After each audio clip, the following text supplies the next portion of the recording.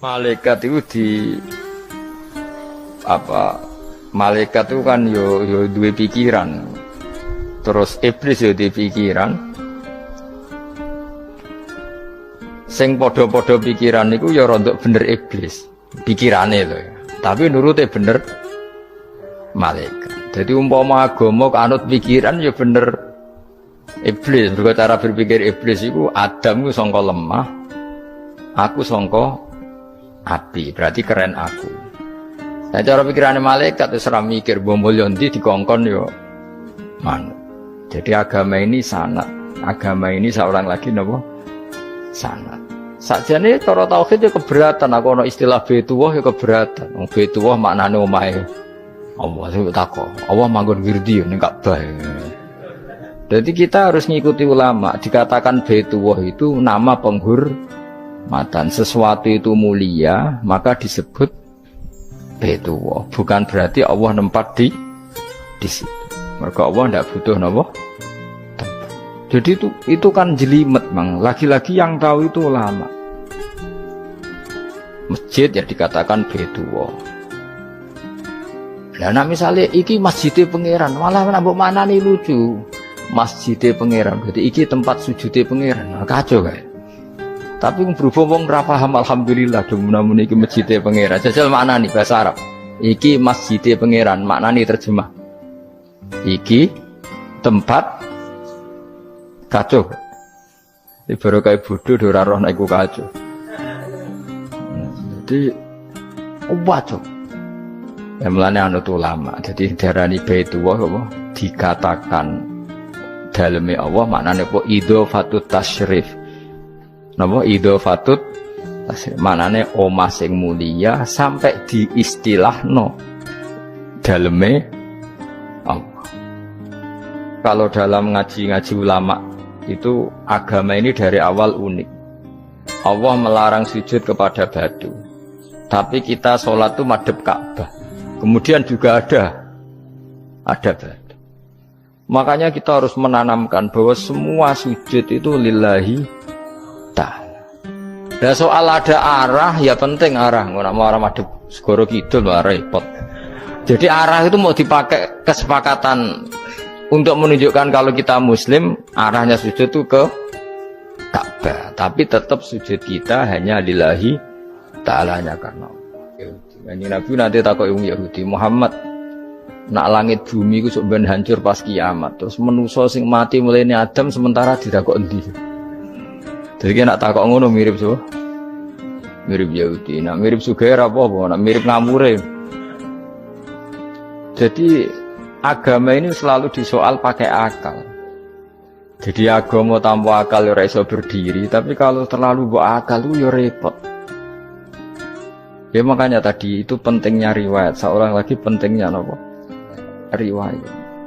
Makanya coro Imam Malik itu gak suka sama agama di logika itu gak suka. Karena nanti orang yang punya logika terus merasa lebih punya otoritas terhadap agama. Ya wis sesuai ngono agama iku angel oleh nerangno sampean agama kok. Sampe saiki tak bedheki. Nabi Adam diusir kondi. Swarga. Terus swargane Nabi Adam saiki didakoni. Mergo swarga iku luase sak langit bumi. Lah nek iku saiki didakoni ndi? Swarga lebih luas ketimbang langit. Kan enggak mungkin sesuatu yang luas diletakkan di yang sempit. So, akhirnya Mu'tazilah gak percaya anane swarga zaman Nabi Adam. Jadi swarga sing cerita Adam itu tidak sama dengan surga yang nanti arduhas samawati wal ard. Jare ahli sunnah ya sono. Lah ning ndi wis ra roh pokoke ono. Ya itu kan sama-sama terus diterusno wong debat. Ya sudah guys. Nek cara aku wis mlebu sik kok gampang nerangno nek wis bar roh. Secara teori kan gitu, ora roh kok nerangno sak usih. Bro. Ya sudah, sampeyan bu swarga wae lagi apa? Lagi nerangno. Pas aku nerangno kowe ra ning swarga, ya ora ketemu. Wis kono enak nang cangkem elek ngono wis aku ben nerangno kowe ra ning kono. Ya wis akhire gak. Apa cocokan sampeyan? Aku tak nerangno swarga lah. Sing kono ben nerangno neraka. roe neraka. Agama itu unik. Ya karena tadi apa ya? Dari awal agama ini di kaum yakilun, tapi akal yang berlebihan itu ya mengganggu agama. Ya sudah, makanya saya ulang lagi itu riwayat ya. Sebagian ini apa? Riwayat. Inna hadal ilma dinun fangguru amman ta'khuduna dinakum. Agama ini ilmu. Kemudian kamu harus dari sanad yang benar, ya. Dari sanad yang apa? Dari sanad yang benar. Ya sudah seperti itu. Mana itu kulon setuju model kayak sholat sunat safar tidak harus madhep kiblat terus. Jadi agama ini sudah unik. Misalnya gini, sholat fardu kan wajib kiblat, tapi ada sholat yang nggak usah madhep kiblat, yaitu sunat safar. Misalnya orang di pesawat gini. Karena guling-gilingan, nah, hakikatnya kiblat itu tidak fokus kita namun Allah Subhanahu wa Ta'ala. Jadi memang agama, tapi lagi-lagi itu butuh riwayat. Seorang lagi butuh riwayat. Kalau nggak pakai riwayat terus kau Abu Nawas kabeh. Karena tadi Amerika, seorang lagi Amerika, itu kalau dibor pas New York itu kena Ka'bah. Lah logikanya kalau arahnya pas itu kan bebas arah. Berarti orang Amerika oleh sholat bebas.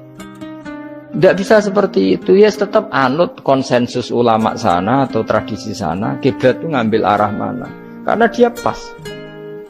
Ya bumi yang ada arah itu secara akal kan hanya rubuk 1/4.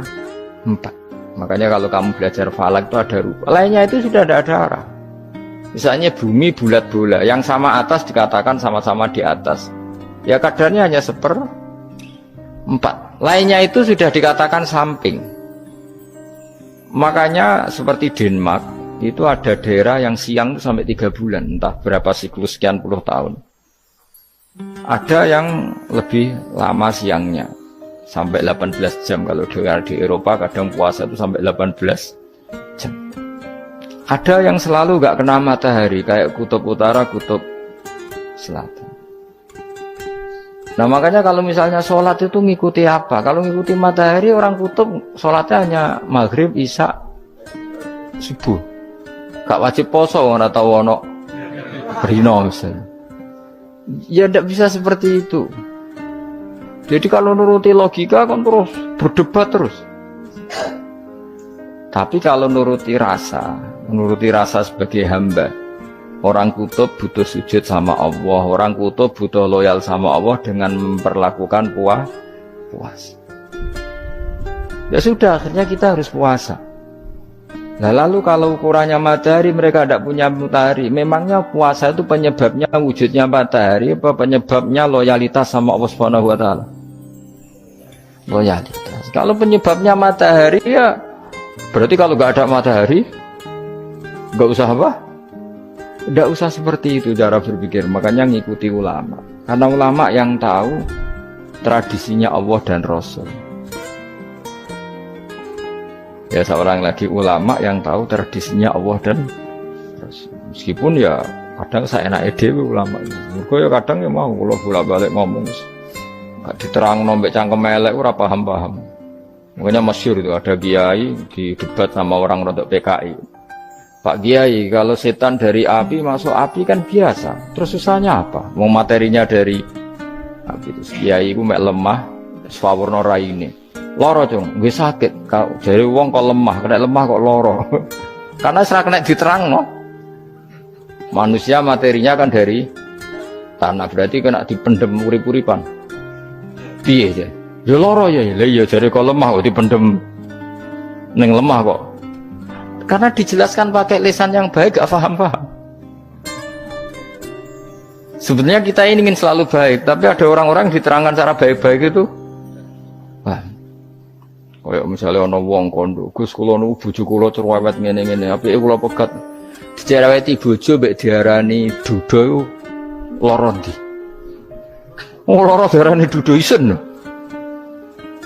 Kue payu rabi dicereweti, ambek ra payu rabi jomblo, sakit mana? Sakit distatuskan jomblo. Malah kena dicereweti sabar prestasi baru. Mesti wong ku diwolak-walik. Lan jar wis kula tak malan kula seneng mbek Imam Syafi'i. Kowe dirasani wong ning ngarepmu, diomongi, ambek dirasani seneng ndi? Seneng dirasani cara kowe. Jare Imam Syafi'i bukti ke wibawa, buktine ngomong ning ngarepmu ra wani. Jadi Imam Syafi'i itu rileks urip. Ya Aba Abdillah, orang yang tadi muji-muji jenengan itu kalau di luar maki-maki jenengan. Jadi alhamdulillah. Kok bisa, itu kan bukti pengkhianatan. Berarti saya wibawa, di depan saya enggak berani itu. Wong iku sowan Imam Syafi'i ya cium tangan ya hormat. Tapi setelah di luar menghujat. Singkat cerita dilaporkan ke Imam Syafi'i. Orang yang tadi nyium tangannya jenengan itu di luar ngerasani jenengan. Jadi Imam Syafi'i, alhamdulillah berarti aku wibawa, mendengar kurawani. Ya dianggap enteng saja. Terus ada orang misoi Ja'far Shadiq. Sayyid Ja'far Shadiq itu Sayyid putune Nabi, orangnya soleh alim, gurunya Abu Hanifah. Di antaranya gurunya Abu Hanifah itu Sayyid Ja'far Shadiq. Itu kalau dihujat orang diomongin ini, dimaki-maki, sampai ke rumah. Pas mau masuk rumah, kamu masih ingin maki-maki saya? Iya, tak tunggu sampai selesai. Setelah selesai, sudah, sampun, sudah. Masih emosi orang, sudah. Kamu misoi saya berdasar apa yang kamu ketahui. Yang tidak kamu ketahui lebih banyak, maka saya tunggu.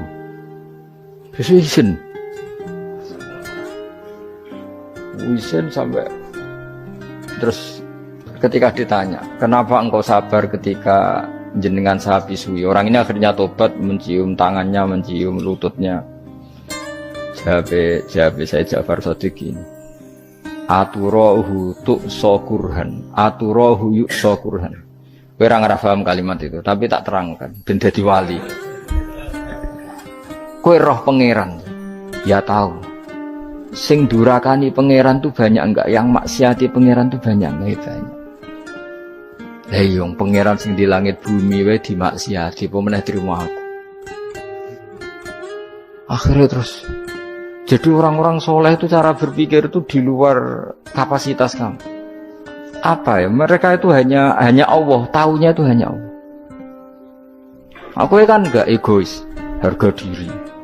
Mana ada agama berdasar harga diri itu kalau dalam bahasa Arab disebut hamiyat al-jahiliyah, itu gengsi nopo? Jahil. Makanya ketika saya berkali-kali cerita itu, ada seorang ulama dipanggil tetangganya, nom. Setelah sampai situ, sudah kembali, saya tidak butuh kamu. Setelah sampai rumah dipanggil lagi, sudah kembali lagi sampai 3 kali. Ulamanya tetap ceria, tetap nyaman. Ketika ditanya, kenapa engkau tetap nyaman? Wahai pemuda, kamu itu tetangga saya. Kata Allah dan Rasul, nak kue iman be Allah Rasul, kon ngapi tangga, kon ngundang aku ya teko. Ya seneng nuruti perintahnya. Ketika kamu nyuruh saya kembali, ya saya kembali. Memang itu keinginan kamu. Kue tanggaku, aku kon nurut mbek tonggo. Aku ora urusane mbek kowe. Aku mau nyaman mbek perintahe. Nangis pemuda tadi itu tobat. Kalau kamu kan warga diri, orang kok dipimpong. Nek gak bakat wali blas. Jadi orang dulu itu nyaman. Karena yes, pikirannya namung Allah Subhanahu wa ta'ala. Umar bin Abdul Aziz itu termasuk khalifah paling soleh setelah periode sahabat. Itu mau kapundhut itu sewantai. Ketika keluarganya menangis, kenapa kamu menangisi saya? Ya karena engkau mau mati. Memangnya kalau mati mau kemana? Ila khairi madhubin ilaih, kedzat terbaik. Terus aku mbok kon urip awar kowe gak jelas iso ngrumat aku ta ora. Anak Allah malah jelas. Saiki apik ndi urip mbek wong ora jelas sampai sing jelas. Ya wis kapundhut. Kowe kan gak mati ku wedi. Dosane akeh. Lah mungkin nek urip terus ora dosa apa tengene. Mung gaya tok asline. Dosa kula cek kathah Gus kok mati terus. Ya malah apik mati biar dosa meneh. Biasa wae nek ape mati biasa, karena potensinya kamu urip suwi ku dosane apa taat meneh. Ya jawab. Potensine. Dosa meneh apa taat meneh? Apa ya dosa ya taat. Terus pas mati pas taat atau pas dosa? Ora usah ngono biasa ya. Sampai mati ae matur pangeran Gusti nak saene mati nggih. Mati mawon nak saene urip nggih. Urip mawon Gusti semua anu jenengan wis. Zaman kula urip sing ngrumat nggih jenengan mungkin sampean mati sing ngelola nggih napa? Jenengan pun donya sing ngurusin jenengan kan sebenarnya kalau kita berpikir gitu kan nyaman. Zaman kamu hidup yang mengendalikan jantung, paru-paru, oksigen juga Allah. Dan kamu nggak tahu caranya, tahu-tahu hidup. Tapi setelah mati dikubur kamu iskal. Lalu sistem pernafasan saya gimana setelah saya mati? Memangnya zaman yang dunia kowe roh. Oh karena ada oksigen. Nah, terus oksigen wujudnya karena apa kowe ya ora roh? Oksigen dari zat gini lah zat iku kok sapa ya ora roh. Mau gaya tok ngomong mau tetep akhir ora roh. Lan kadang kula gawok mbek wong goblok wis ora roh kabeh dari awal mau alam semoga iku gak usah nerang. Nah, artinya gini, kalau zaman di dunia kamu tidak bisa mengelola diri kamu sendiri, juga sama setelah mati tidak bisa mengelola diri kamu sendiri. Semua itu al-amru biyadil, semua itu dalam kekuasaan Allah Subhanahu wa ta'ala. Ya sudah, alaihi tawakkaltu wa ilaihi unib. Ya sudah, kita pasrah saja dan kita hanya kembali kepada Allah Subhanahu wa ta'ala. Ya sudah, itu agama. Tapi nak bawa logika pakai akal. Wah, itu orang mati itu sudah nggak bisa apa-apa, sudah jadi tanah gini-gini. Nah, masalah catekar yang ngerti, nah, jadi tanah itu tidak bisa apa. Tapi masalahnya kita ini dikendalikan oleh zat yang bisa mengelola semua. Yaitu Nabi Adam diciptakan juga dari tanah. Ya sudah, hanya berdasar riwayat itu yang kita akhirnya meyakini setelah kita mati juga bisa hidup lagi. Iki rasa khawatir, iblis itu ya iblis ya lemah. Nyatane ya kowe tetap ngaji jalalan. Berarti ora sukses menyesatkan. Kodang di kowe iblis. Ya kodang sampean, kon ra ngaji tetap ngaji. Kon paham tetap ora paham. Berarti iblis itu enggak keren loh. Betul, saya setiap melihat orang sholat itu menyaksikan kekalahan apa? Iblis. Jadi iblis itu ya kalah ora kok hebat ya ora. Biasa mawon, ora usah mbok sing hebat ya namung pangeran. Dari awal iblis wis menyerah ngadepi orang sing ikhlas. Ikhlas itu dimulai dari awal. Cara bahasa Inggris pokoke hilir sampai hulu sampai hilir kudu ikhlas kabeh. Misale kita duit, yakin nek iku wae Allah. Sehingga kita ketika ngasihkan orang itu kamu enggak merasa itu milik kamu. Sehingga enggak gampang ngundat. Selagi itu kamu benar keduanya awalnya salah itu masih mungkin tidak ikhlas. Uang ini milik saya, tak kasihkan kamu dengan ikhlas.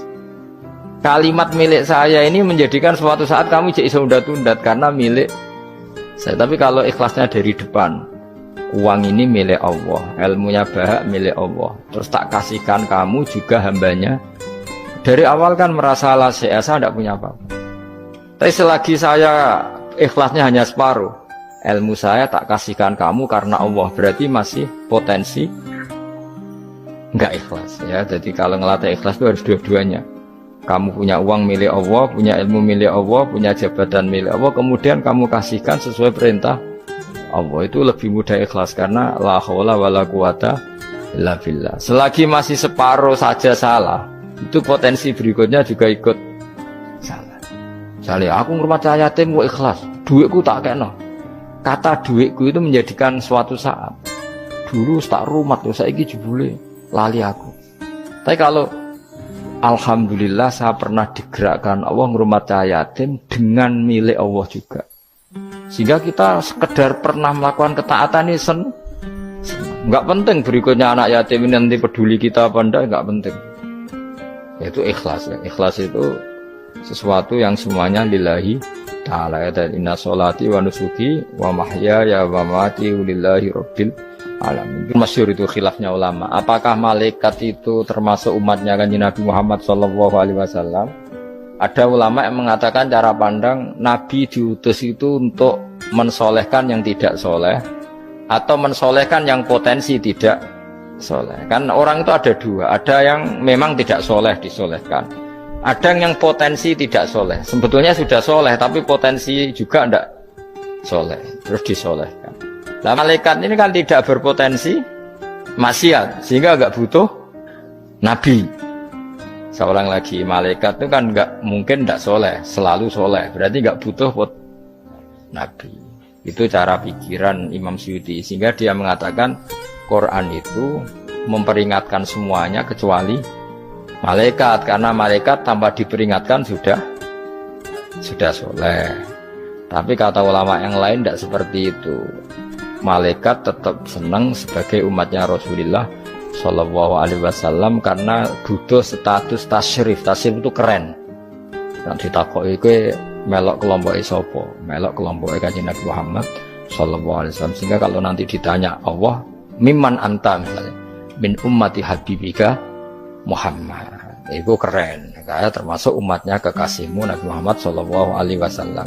Lalu kamu ngikuti apa? Yo min ahsani kitabik, maksudnya ngikuti kitab terbaikmu ya Allah. Sehingga mereka ikut umatnya Nabi bukan karena disolehkan, tapi karena tasrif, satu kehormatan. Itu yang diikuti ulama.